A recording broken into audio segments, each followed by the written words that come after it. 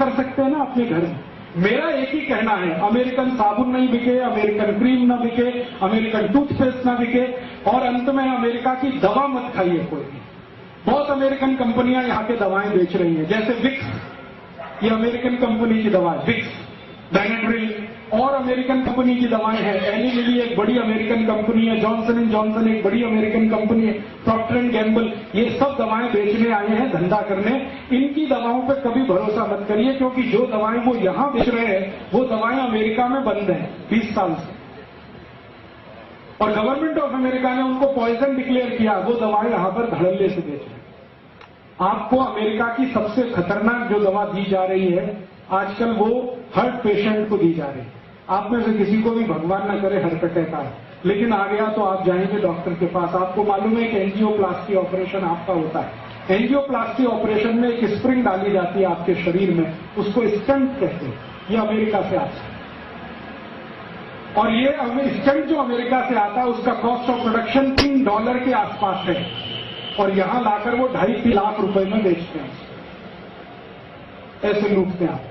और एक बार heart attack में एक स्टंट डालेंगे, दूसरे में दूसरा। डॉक्टर को कमीशन है, इसलिए वो बार बार कहता है एंजियोप्लास्टी कराओ, एंजियोप्लास्टी कराओ, आप मत कराइए। फिर आप बोलेंगे क्या करें। मैं आपको बहुत दावे से कह रहा हूं ये बात, एक डॉक्टर की हैसियत से, क्योंकि मैं होम्योपैथी डॉक्टर भी हूं। कभी भी स्टंट का ऑपरेशन आज तक किसी को सफल हुआ नहीं, सक्सेस हुआ नहीं। कारण क्या है? आपकी जिस वाहिका में स्टंट डाला जाता है नली में, वो स्टंट इतना बड़ा है, नली में यहां उन्होंने फिक्स कर दिया, तो स्टंट के आगे और पीछे फिर ब्लॉकेज हो जाए और सेकंड हार्ट अटैक फिर आएगा, तो फिर वो कहेंगे दूसरा स्टंट लगवा लो, और इसी चक्कर में आपकी जिंदगी निकल जाएगी, लाखों रुपए लूट के ले जाए। तो आप बोलेंगे जी क्या करें। मेरा आपको विनम्र विनती है कि आपको कभी भी एंजियोप्लास्टी का खतरा हो तो आप ऑपरेशन को मत कराओ। क्या करें फिर? जिंदगी बचानी है तो आप एक सरल उपाय करो। वो मेरा नहीं है, भारत देश की महान व्यक्ति का उपाय है।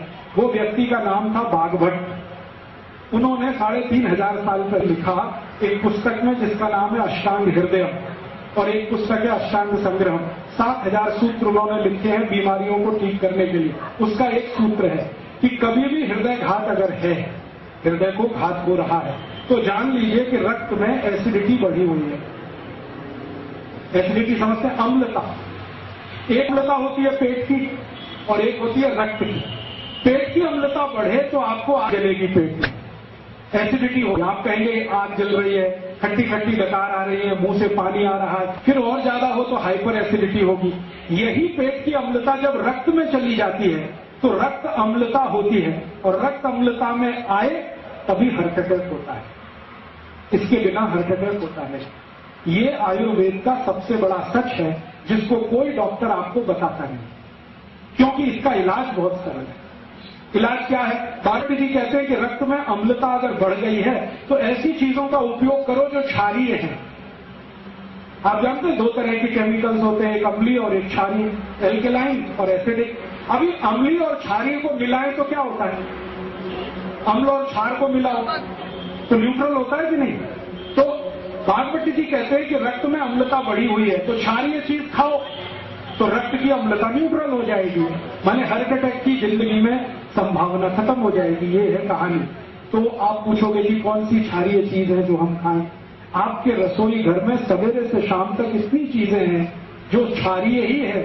अगर उन्हीं को खाना शुरू करो तो हार्ट अटैक ना आए, और कभी आ जाए तो दोबारा आने का चांस ना। क्या क्षारीय चीज है? सबसे ज्यादा क्षारीय चीज आपके घर में है दूधी। दूधी है ना, सब्जी के रूप में आप खाते हैं। इससे ज्यादा क्षारीय कोई चीज ही नहीं।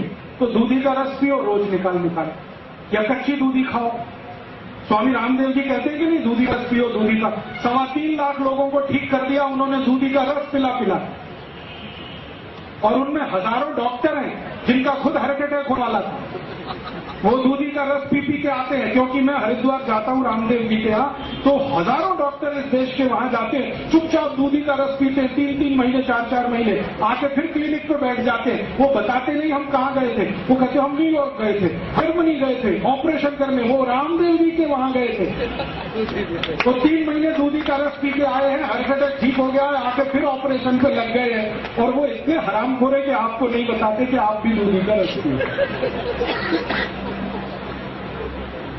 आप तो दूधी का रस पियो। इसको जो रामदेव जी कहते हैं ना, वो भी भागवत जी के ही आधार पे कहते हैं। भागवत जी कहते हैं कि रक्त की अम्लता कम करने की ताकत सबसे ज्यादा दूधी में है, तो दूधी का रस पियो। कितना पियो? रोज 200 मिलीग्राम पी लो। कब पीना? सवेरे पी लो, नाश्ते में। नाश्ते में नहीं तो भोजन के बाद पी लो, आधे घंटे के बाद पी लो। और दूधे के रस की और ज्यादा क्षारपन बढ़ाना हो तो दूसरी क्षारीय चीज हमारे घर में है, वो है तुलसी। तुलसी बहुत क्षारपन है, तो तुलसी का रस मिला दो। और एक तीसरी चीज है, वो क्षारीय है, उसका नाम है पुदीना। पुदीने का रस उसमें मिला दो। और एक क्षारीय चीज है अपने घर में, काला नमक। और एक है सेंधा नमक। ये काला और सेंधा नमक क्षारीय है, लेकिन बाजार से जो आता है ना आयोडीन युक्त, ये अम्लीय है। ये आयोडीन युक्त नमक के चक्कर में मत फंसना। काला नमक खाओ, नहीं तो सेंधा नमक। तो सेंधा नमक ले लो, थोड़ा दूधी का रस ले लो, थोड़ा तुलसी का रस ले लो, पुदीने का रस ले लो, कोतंबीर का रस भी क्षारीय है। ये सब क्षारीय मिला मिला के रोज पियो। 3 महीने में आपका ब्लॉकेज निकल जाएगा, अम्लता कम हो जाएगी, 2.5-3 लाख रुपए फालतू खर्च होने से बच जाएंगे। और जो बच जाए तो गौशाला को दान कर देना, तो गौशाला का भी फायदा है। डॉक्टर को देने से अच्छा